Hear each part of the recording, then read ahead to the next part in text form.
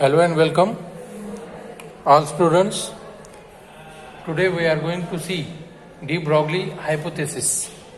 De Broglie hypothesis, or it is also called de Broglie equation.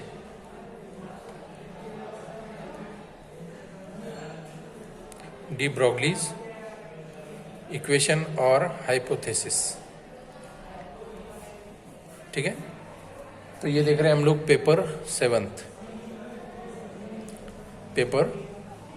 7 का unit number 1 physical and inorganic chemistry part.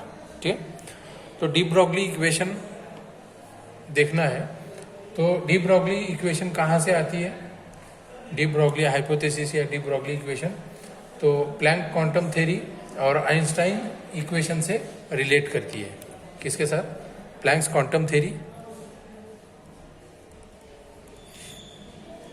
Planks quantum theory और Einstein's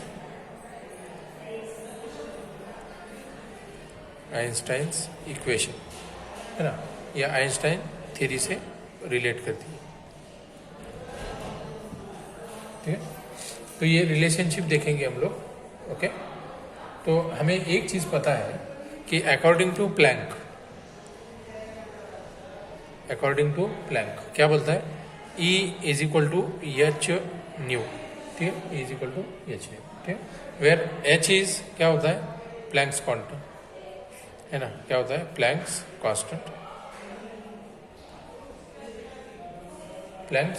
constant. ठीक है, और V होता है frequency of radiation. इसको बोलेंगे फ्रीक्वेंसी ऑफ रेडिएशन.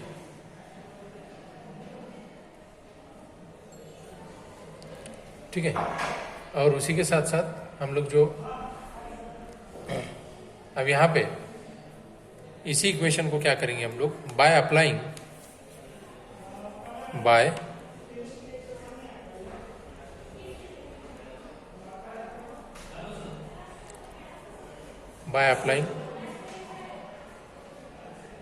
Einstein's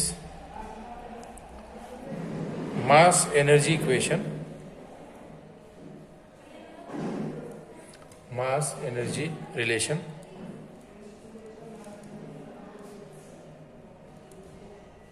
है ना, relationship.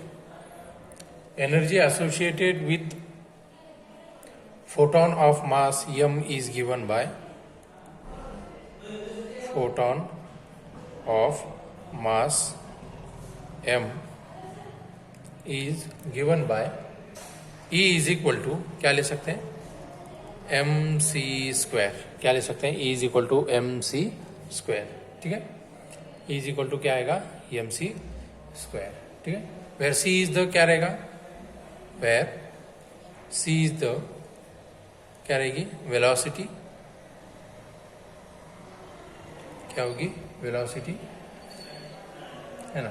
अब यहाँ पे मान लो कि ये वाली जो इक्वेशन है ना, ये वाली इक्वेशन को मैं 1 नंबर दे देता हूँ और इसको इक्वेशन नंबर 2 दे देता हूँ.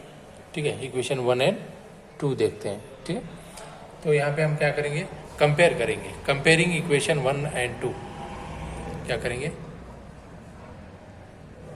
कंपेयर, है ना, कंपेयरिंग इक्वेशन 1 एंड 2, है ना. क्या होगा? mc square is equal to h nu is equal to h into c by क्या होगा? लैम्बडा, है ना, सी बाय लैम्बडा. ठीक है, ओके,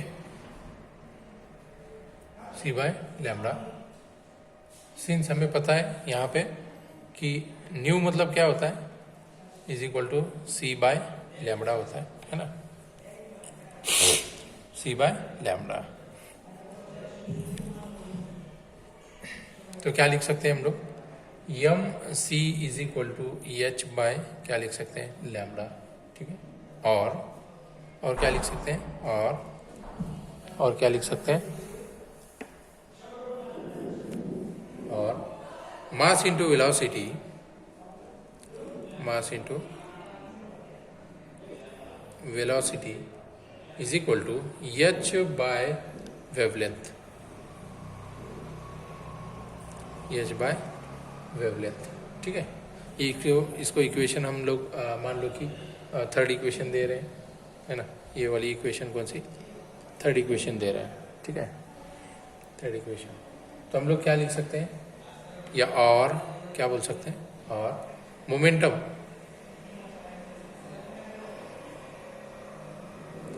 रो, है ना,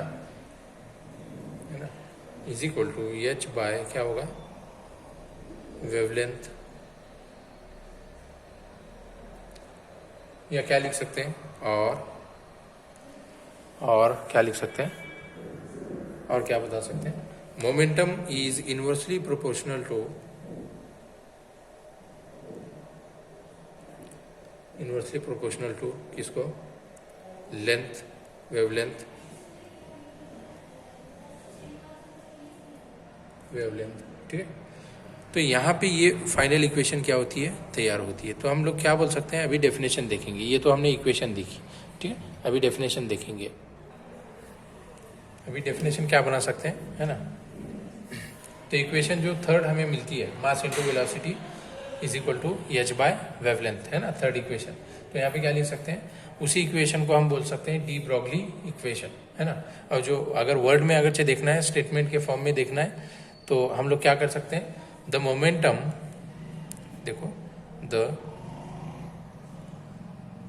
momentum of a particle, of a particle is inversely proportional to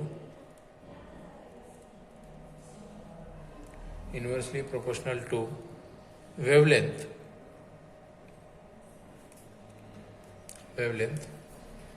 है ना, and Planck's constant h being the, क्या होगा, h constant of proportionality, constant of क्या बोलेंगे, proportionality. मतलब h क्या रहेगा, proportionality constant.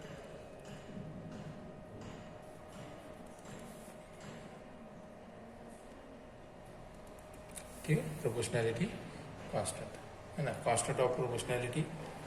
ठीक है, तो ये रहेगा, है ना. अब यहाँ पे हम दो चीज़ें देखते हैं, है ना, डी ब्रॉगलीज हाइपोथेसिस में, है ना, कि अगर मान लो कि दो बॉडीज़ हैं, wavelength associated with two bodies and compare there values. अगर समझो दो बॉडीज़ हैं जिसका मास, एक बॉडी जो है उसका लार्ज मास है, तो वहाँ पे हम लोग क्या ले सकते हैं. तो हमें एक चीज़ पता है कि यहाँ पे मैं लिख देता हूँ, देखो, दो पार्टिकल अगर हैं, समझो, है ना, दो बॉडीज़ हैं जिनके मास जो हैं अलग अलग हैं. तो यहाँ पे हम दो लार्जर के लिए देखेंगे, फॉर अ लार्जर मास, है ना. मान लो कि मास जो है 100 ग्राम है, कितना, 100 ग्राम, है ना. और उसकी वेलोसिटी हम लोग देख रहे हैं, वेलोसिटी है 1000 सेंटीमीटर पर सेकेंड. ठीक है, तो डी ब्रॉगली वेवलेंथ जो होती है लैम्बडा, तो इसको देखेंगे, वेवलेंथ 6.6256 इंटू 10⁻27 डिवाइडेड बाय, यहाँ पे होगा 100 इंटू 1000. ठीक है, तो हमें पता है लैम्बडा इज इक्वल टू क्या लिखते हैं हम लोग, एच डिवाइडेड बाय मोमेंटम.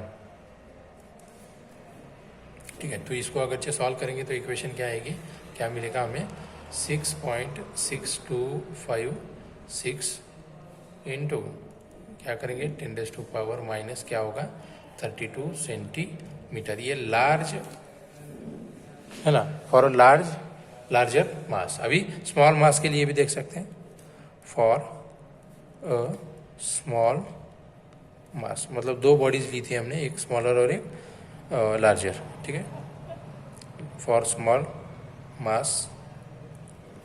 तो यहाँ पे क्या ले सकते हैं, लैम्बडा इज इक्वल टू, मान लो कि उसका जो मास जो है, मास हमने कम लिया है ना, मान लो कि मास इज इक्वल टू, यहाँ पे लिख देता हूँ 9.1091 इंटू 10⁻⁻28, ठीक है। और उसकी वेलोसिटी जो होती है, तो वो वेलोसिटी दी हुई है 2.188 इंटू 10⁻⁻8 सेंटीमीटर पर सेकेंड। तो यहाँ पे पुटअप कर देंगे हम लोग, क्या आएगा 6.6256 into 10⁻⁻27 divided by 9.1091 into 10⁻⁻28 into, है ना।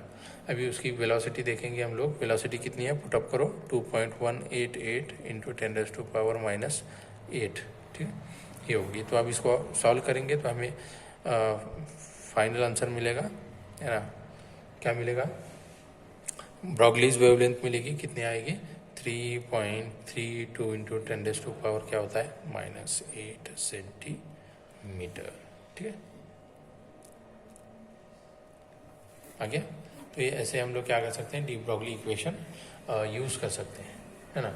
And this value is comparable to the wavelength of x rays and hence detectable. तो इसलिए हम लोग क्या कर सकते हैं, डिटेक्ट कर सकते हैं, है ना। Everything in nature possesses both the properties of particle, है ना, and also the properties of waves. मतलब एवरीथिंग जो होता है ना, इन नेचर, तो क्या करता है, प्रॉपर्टीज पार्टिकल की भी पजेस करता है और वेव्स की भी प्रॉपर्टीज पजेस करता है, ठीक है, आ गया। तो it is called D Broglie hypothesis, है ना। यहाँ पे हमने डेरिवेशन भी देखी डी ब्रॉगली इक्वेशन की, है ना, और उसका एक्सप्लेनेशन भी आज के लेक्चर में हमने कंप्लीट किया है, ठीक है। तो ये हो गया डी ब्रॉगली इक्वेशन। अभी नेक्स्ट लेक्चर में और नेक्स्ट पॉइंट को हम क्या करेंगे, कंटिन्यू करेंगे। तब तक के लिए यहीं स्टॉप करेंगे। Thank you.